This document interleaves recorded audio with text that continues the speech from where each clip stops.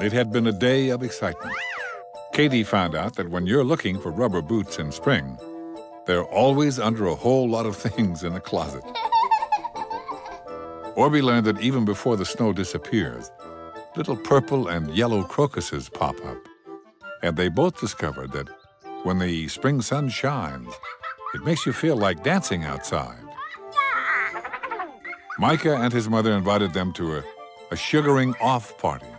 The sugaring off meant collecting the sap that comes from inside maple trees to make sweet-tasting syrup. Katie and Orbie couldn't wait.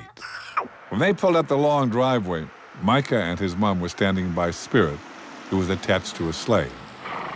After hugs, Micah's mom told him that they were going to go to the sugaring off party on the sleigh. This would be great fun. As they started to climb on, Micah asked Orbie if he wanted to ride up front. Well, Orbie looked way up at that front seat, and the red paint sparkled in the sun, and he tooted a joyful yes. Katie giggled. She thought Orbie was brave for sitting up there. She was glad to sit between Mom and Dad. As they traveled across the snowy fields, they saw blue jays and squirrels and even a little fox. Katie and Orbie and Micah waved at them all. Micah's mom asked if Orbie wanted to be the driver. Orbie nodded as he took the reins. Spirit was careful to keep to the path. I have to say, Orbie was pretty thrilled to be driving the sleigh. Katie looked up and giggled, proud of her best friend. Pretty soon they arrived at a little log cabin Micah said was the Sugar Shack. A tall, friendly fellow in a wool hat came out and welcomed everybody. His name was Francois, and he gave everybody a high five. He told them he'd be waiting when they came back from the sap trail. Francois said that they should look for gray metal pails hanging on the trees. With that, the sleigh headed off into the woods. Micah's mom said this place was called a sugar bush.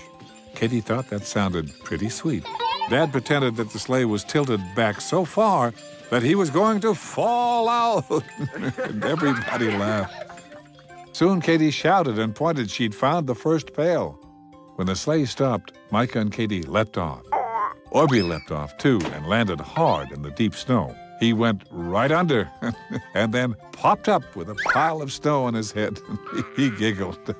At the maple tree, they lifted up the metal lid to look inside the pail. It was full of a liquid that looked like golden water. Micah told them that this was sap. He told the friends that the tree made the sap. They tasted some drips from the spout. Katie said it tasted like water with a tiny bit of sweetness in it. Orbie wondered how it would become the syrup he liked in his pancakes. Micah unhooked the full pail and put the empty one on the spout. Then his mom and Katie took the full pail to the back of the sleigh. As they traveled along the trail, they found more pails, and everybody helped collect them. At one deep within the woods, Orbie leapt off the driver's bench and landed in such deep snow that only his nose was sticking out. Micah went to help, but he sank in too.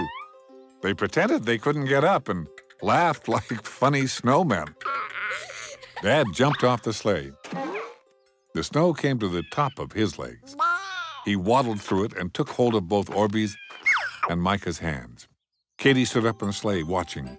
Dad pulled up hard, but lost his balance and fell backwards into the snow. Both moms were laughing so hard, they had tears running down their faces. By now, Katie was laughing too. Micah and Orbie tugged on Dad, and he came up, covered in snow. I don't think anyone stopped laughing until they arrived back at the Sugar Shack.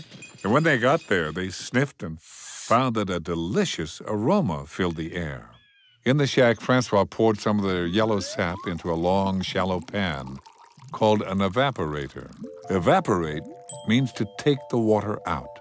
Then he put the pan over the heat from a big wood stove, and as it boiled, Katie and Orbie saw the steam, which was made of water, rising from the pan. Francois stirred as the sap slowly turned from the golden liquid to rich brown maple syrup. Francois, who had on great big oven mitts, lifted up the pan and poured out some of the syrup. He left some in the pan and put it back on the heat. Orbie looked from one pan to the other and wondered what would happen to the rest. Francois told him the first batch was syrup.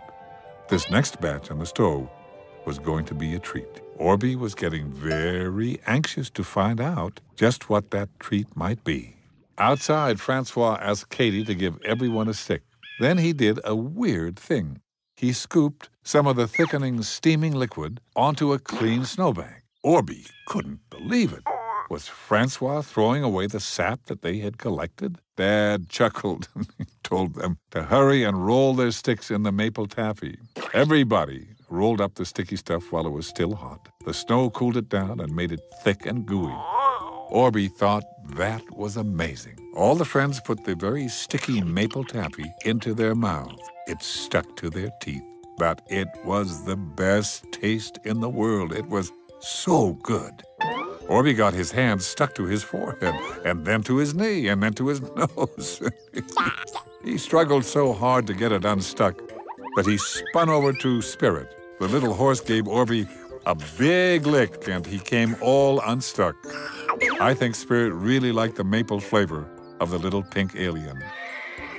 Francois then asked everybody to sit down at the table. He carried out a pile of pancakes and some steaming hot syrup. He poured it all over the pancakes. After the first bite, everyone knew it was the best maple syrup ever. Well, they ate so many pancakes, their tummies were sore. Dad, Micah, and Orbie groaned. They stayed all afternoon and had snowball fights and made snow angels. And Francois thanked them for coming to his sugaring off party as they got ready to head home with Katie driving the sleigh. At the end of the day, Katie announced that it had been the lickiest, stickiest, most delicious day ever. They all said thank you to the trees for giving them a sweet treat, and Katie and Orbie both thought that the trees might have waved goodbye. And I think if you had been there, you would have thought the very same thing.